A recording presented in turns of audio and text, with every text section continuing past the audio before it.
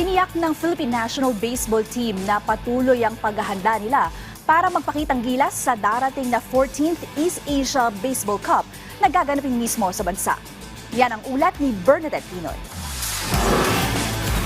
Matapos i-anunsyo ng Philippine Amateur Baseball Association o PABA na sa bansa gaganapin ng 14th East Asia Baseball Cup, puspusan na rin ang pag-e-ensayo ng national team bilang paghahanda sa torneo. Ayon sa MVP player na si Clarence Lyle Kaasalan, malaki ang tsansa ng pambansang koponan na pagharian ng nasabing patimpalak at kalabanin ng mga malalakas na bansa sa Asia tulad ng Chinese Taipei at Japan. For us, parang malaking bagay yon kasi naging encourage sa amin yon para kaya pala namin na makipagsabayan sa powerhouse ng Asia. Para naman kay Agon de Vera, malaki na ang naging progreso ng baseball bilang sport sa Pilipinas.